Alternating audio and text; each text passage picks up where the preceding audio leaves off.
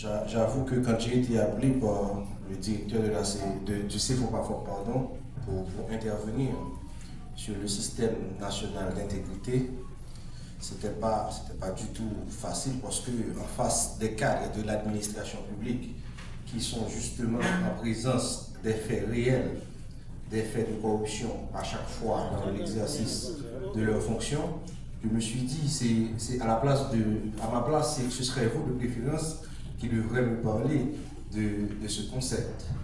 Mais n'empêche que j'ai pu élaborer un plan de travail pour mieux expliquer, pour mieux asseoir cette idée, ou encore ce concept qui d'entrée de jeu, je dis qui n'a pas de cadre légal, qui est un concept informel dans le milieu juridique haïtien, le système national d'intégrité. Rapidement, au niveau de mon plan d'intervention qui sera fait en deux parties. Dans une première partie, je vais vous présenter le système national d'intégrité. Vous avez déjà tout ce petit document que nous verrons au cours de mon intervention, qui successivement présenter le système, mais on va aller en profondeur pour voir ce que c'est.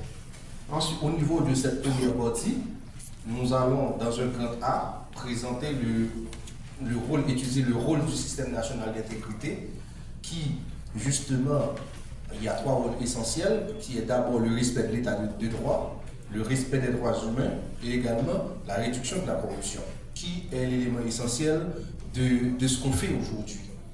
Après, dans un grand B, nous allons travailler sur les piliers du système national d'intégrité qui se trouvent effectivement dans ce document où nous avons 16 piliers.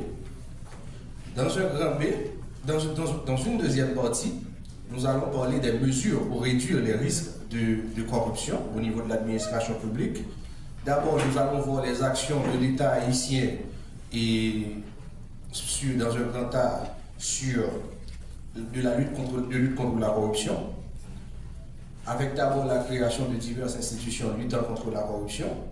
Étant donné que moi, j'ai une sensibilité essentielle, encore particulière pour l'USCC parce que je travaille comme consultant, nous allons voir parmi ces différentes institutions la mission substantielle de cette institution qu'est l'ULCC. Et en troisième lieu, nous allons parler du renforcement du cadre légal en matière de lutte contre la corruption. Et dans un grand B, nous allons voir ensemble l'ensemble des propositions en faveur de l'opérationnalisation de ce système national d'intégrité. Mais rapidement, Maître Nordeus, le modérateur du jour, l'a précisé, ce n'est pas une intervention où j'ai une posture de professeur d'université comme habituellement, mais de préférence un partage de connaissances, de préférence une discussion hybride qu'on va faire. Vous allez intervenir, je vais intervenir, donc on va essayer ensemble de voir comment ce système à la fin nous pouvons aboutir à des propositions pour l'opérationnalisation de ce système. Rapidement, je dois vous dire que le concept du système national d'intégrité a été élaboré par Transparency International à la fin des années 90, justement, en vue d'évaluer la lutte contre la corruption d'un pays. Donc, rapidement, ce système, quand j'ai dit Transparency International, c'est cette institution qui, généralement, vous donne l'indice de perception de la corruption qui existe au niveau de l'administration publique, ou d'une manière générale, dans chaque pays. Donc, vous n'êtes pas sans savoir que, généralement, Haïti fait partie du queue de peloton et des pays qui, on va dire, ayant un bon score au niveau de la lutte contre la corruption.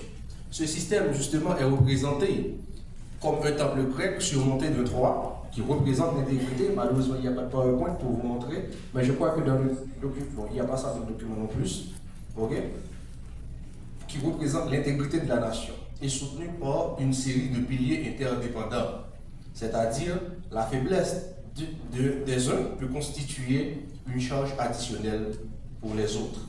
Donc, par définition, ce système, c'est comme des actions et réactions, c'est comme un véhicule. Donc, le moteur doit fonctionner, la transmission, tous les composants du véhicule doivent fonctionner en même temps pour que le véhicule marche très bien.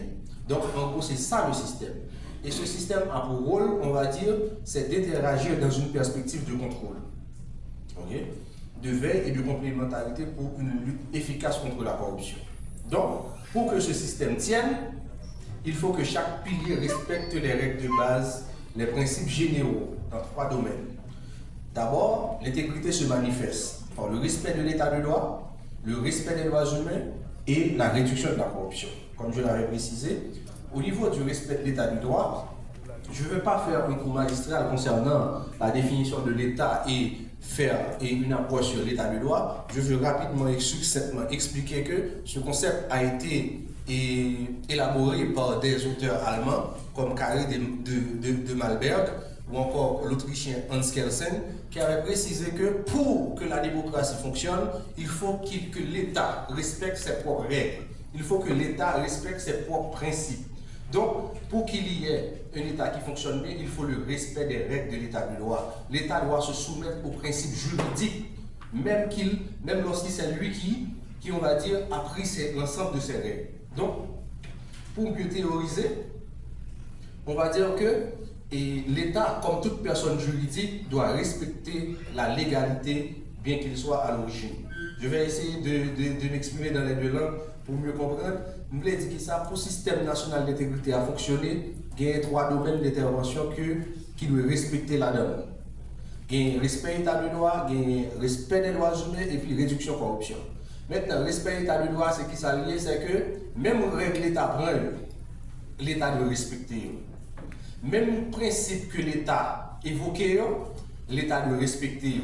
Et on va voir en matière de corruption, l'État prend un ensemble de règles, il prend un ensemble de lois, il prend un ensemble de décrets. Eh bien, l'État oblige lui-même encore fin l'oblige de respecter.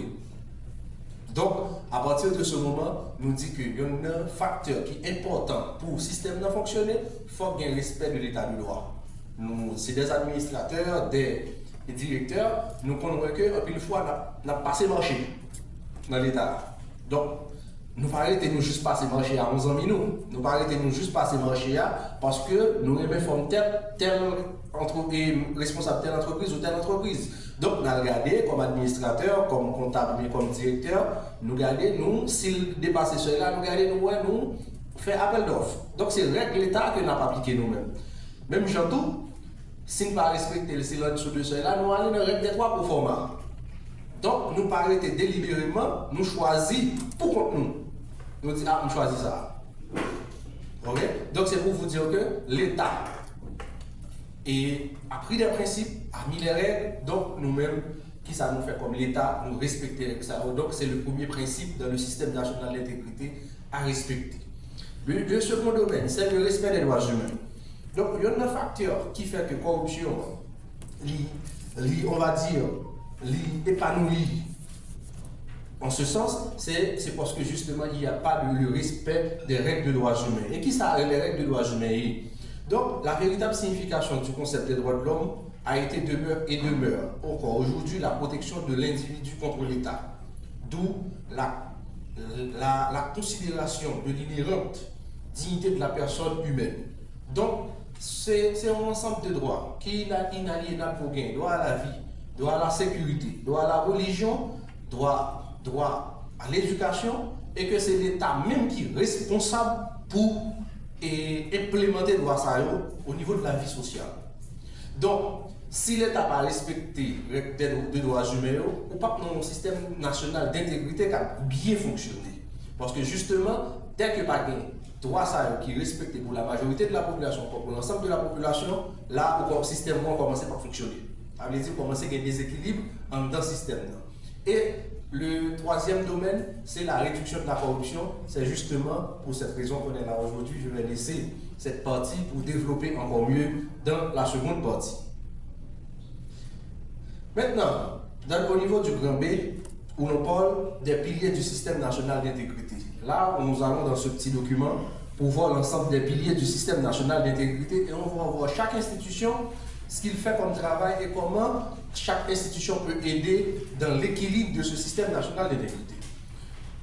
D'abord, il y a le législatif. Le pouvoir législatif, c'est un élément essentiel, ou encore c'est le pilier principal. Parce que la Constitution déjà, ou encore les principes qui supra-constitutionnels, supra-légaux, ont consacré ce pouvoir au niveau même du principe de la séparation des pouvoirs de Montesquieu, si vous vous rappelez bien. Donc ce pouvoir a pour mission de contrôler réellement l'exécutif et de voter les lois. Donc, premier pilier, c'est le pouvoir législatif là. Donc, au niveau du Parlement, au niveau de la Chambre des députés et le Sénat, donc, le Parlement doit travailler à chaque fois, d'une part, pour voter loi qui en faveur du système là. Donc, des lois qui contre la corruption, pour lutter contre la corruption.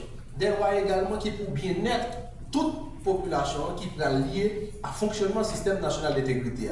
En même temps, la contrôler les dépenses publiques, la contrôler les dépenses que l'État a fait chaque année. Donc, le Parlement, il joue le rôle principal là. Donc, je ne vais pas continuer à rappeler dans la définition de média, dès que il y a une institution qui est dans le système là, qui faillit, donc tout système est déséquilibré. Donc, imaginons qu'on Parlement, bon, pas même si le Parlement pas fonctionner, imaginons que nous n'avons pas le Parlement. Donc, de base, nous pouvons parler du système national d'intégrité. Première institution qui a pour mission essentielle et fondamentale, pour dans le système national d'intégrité, il va exister actuellement. Bon. OK? Deuxième institution, c'est le pouvoir exécutif. OK? Dont la mission est de préserver les biens publics par une gestion saine et transparente. Donc, pouvoir exécutif là, qui ça là pour le faire lui-même? D'abord, il y a pour élaborer, après qu'on période d'année, et le ministère des Finances commence à demander pour élaborer le budget pour l'année prochaine. Donc, le budget, ça peut. Et puis, le Premier ministre a une lettre de cadrage qu'il transmet à chaque institution. Eh bien, lettre de cadrage, ça, c'est pour le capable de souligner grande ligne que l'État, le gouvernement par là, action gouvernementale là, va aller. Donc, en dans la lettre de cadrage, ça, nous allons voir que le budget est orienté en ce sens. Donc, dès que la primature, pour le Premier ministre, fait une grande orientation, maintenant, c'est à chaque institution même qui peut rédiger le budget en ce sens. Donc, on prend l'exécutif, s'il n'a pas fongé non seulement pour ne pas préparer un budget qui est en faveur de la transparence, en faveur du système national d'intégrité, ou ces deuxièmes institutions que doit faire. Et même lorsque le film préparé le budget adopté en Conseil des ministres pour qu'on y a là, et dans le cas où il y a un Parlement, le budget à voter au niveau du Parlement, maintenant, il faut une gestion qui saine. Donc, l'agence qui était destinée à faire tel ou tel travail, donc dès que le pas fait, le système a commencé à faillir. Donc, on va joindre risque de pauvreté, on va joindre absence d'éducation, on va joindre absence de l'hôpital, on va joindre un paquet de problèmes qui fait que le système ne va pas fonctionner. Donc, deuxième institution qui est essentielle, qui est importante dans ce système, c'est le pouvoir exécutif. Donc, le Parlement a contrôlé, c'est vrai, mais premier élément, première institution, c'est le pouvoir exécutif qui peut gérer bien. Troisième institution, on a regardé un document avec nous, c'est le pouvoir judiciaire, dont la mission est d'appliquer la loi avec équité dans le respect des droits humains. Donc, pouvoir judiciaire là, si après que l'exécutif là, pas fait une gestion saine, et de son côté, il n'applique pas les sanctions, donc on peut ça le mal tentaculaire qu'est la corruption d'une part, et on peut tomber dans le cercle que l'impunité. Donc, budget ça, il détourné, budget l'année prochaine, il a détourné, budget l'autre année, il a détourné encore, ce pourquoi il était destiné, et bien qui ça peut arriver, c'est que on peut avoir impunité parce que justement la justice, par exemple, condamne ceux ou encore celles qui ont dilapidé ces fonds. Donc, il y a un élément essentiel qui pour le système, qui c'est troisième institution, c'est la justice. Donc, nous prenons trois premières institutions qui, effectivement, font partie des grands pouvoirs publics. Nous regardons qui ont lieu au niveau du système national d'intégrité. Maintenant, une quatrième institution, que peut-être vous n'imaginez pas, c'est le Conseil électoral, provisoire ou permanent, chargé d'organiser des élections libres, crédibles et transparentes. Parce que ce qui arrive, c'est que dès qu'on parle de bonnes élections, vous risquez de tomber dans le même bourbier, vous risquez de sortir dans un partage de pouvoir, vous risquez de sortir dans une espèce de combine au niveau des grands pouvoirs publics. Donc, dès que CEP n'a pas organisé bonne élection, vous risquez encore une fois perdu dans le système national d'intégrité là. Vous risquez encore une fois, si le système n'a pas fonctionné, côté pour pas gagner, monde qui est élu effectivement, les élections pas de très bonnes élections, et bien va aboutir à encore une fois la pauvreté, il va aboutir à des détournements de biens publics, il va aboutir à tout ça que et pas dire l'autre cause mais gens qui pas qui est élection, ils ont l'autre vision dans tête, ils ont l'autre objectif dans tête. Donc mission parlementaire là par exemple qui à l'élection, qui gagne et c'est pas le gain qui prend pouvoir, donc il pas venir contrôler l'exécutif. Il pas venir voter des lois pour. Donc il vient dans l'élection pour l'autre cause, pour l'autre raison. Pas besoin qu'on ait, ça va intéresser pour l'instant. OK. L'autre institution qui joue un rôle important, c'est l'Office de protection de citoyens. L'Office de protection de citoyens est chargé de répondre aux plaintes des citoyens, aux agents publics, victimes d'abus ou de dysfonctionnement de l'administration publique. N'oubliez pas que l'Office de protection de citoyens, c'est une institution qui joue un rôle de passerelle. Un rôle qui a un rôle amiable pour le jouer lorsque gagne des conflits au niveau de l'administration publique. Lorsque nous-mêmes employés, qui ont des problèmes, si c'est des fonctionnaires, qui ont des problèmes ou des conflits avec l'administration eux-mêmes, en plus de la Cour supérieure des comptes que nous allons côté au cas et résoudre le problème au niveau contentieux, maintenant, l'Office de protection des citoyens qui a joué le rôle passerelle là-bas. Il a joué le rôle pour joindre en tant qu'amiable là-bas. Avec et institutions, ou encore avec administration, pour qu'il y ait problème avec là. Donc, l'Office de protection de citoyens, s'il fait travailler effectivement pour la et fait jouer le rôle passerelle ça, pour la joindre entre administration et administré, entre l'administration et les fonctionnaires publics et les fonctionnaires, on va dire, donc, système ça là mieux. Parce que qui sont et épargner ou épargner toutes sortes d'abus au sein de l'administration publique. Donc, mon chef doit arrêter pour mon plaisir, les sanctionner l'employé, les révoquer en fonctionnaire, les de manière illégale ou encore de manière unilatérale. Maintenant, qui ça office de OPC là pour faire?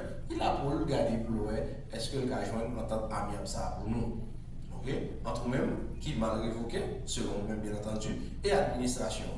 Donc, et dans différents autres cas, les cas jouent un rôle intermédiaire également, surtout dans le domaine des droits humains. Maintenant, la Cour supérieure des comptes et du contentieux administratif, là, lui-même, c'est extrêmement important. Et en mission principale d'exercer le contrôle efficace des dépenses publiques. Laissez-moi vous dire que à chaque fois que le budget a été exécuté, budget l'État, la comptable, quand je dis comptable, ordonnateur, t'as loué tout de suite après. Le budget a fini le 30 septembre. 1er octobre, la Cour des comptes t'a dû remettre les charges. Je ne comprends pas ça me le dire. Donc, la Cour des comptes a dû effectuer un contrôle permanent. Parce que les dépenses sont annuelles, des charges là, annuelles. Donc, ce n'est pas l'homme qui était job là pour la Cour des comptes, t'as peur que m'a mal dirigé, mal géré l'argent d'État. Donc, dès que le ministre finit passer l'année, et bien la Cour des comptes a tout long, j'ai déchargé que le bien dépensé budget annuel là. Donc, qui vient faire que une anticipation qui va gagner dans le niveau système national d'intégrité, pour qui ça, c'est parce que lorsqu'on va anticiper pour année ça, année prochaine, même dépenses même les budgets doivent mal exécutés. Donc, la Cour doit assurer un contrôle permanent des dépenses publiques. Ok, c'est pas après pour 5 ans, 10 ans, 15 ans pour regarder des dépenses ordonnateurs.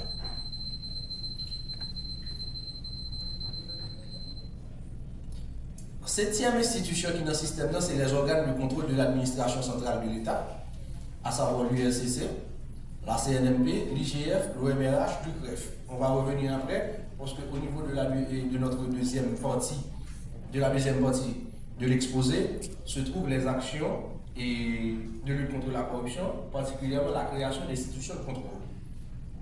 Ensuite, nous avons les administrations fiscales et douanières, AGD et DGI. Donc, l'exemple est clair avec l'AGD. dès que gagner un couloir, un passoire au niveau des douanes, qui ça va comme résultat? Il bail insécurité. Donc, on vient gagner balle, zam cap rentrer, et qui est là, qui est la victime? C'est l'école qui vient gagner.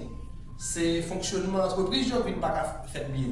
Donc, déjà, la douane a un rôle capital que gagne dans le système, ensemble avec DGI, dans contrôler et le fisc, nous avons rétabli et le fisc. Donc, nous disons ça, système clair, dès que il y a une institution qui faillit, là, on déséquilibre là-dedans. Suivez bien pour n'importe quelle institution nous parler dans le système là, on a un déséquilibre qui fait que le système national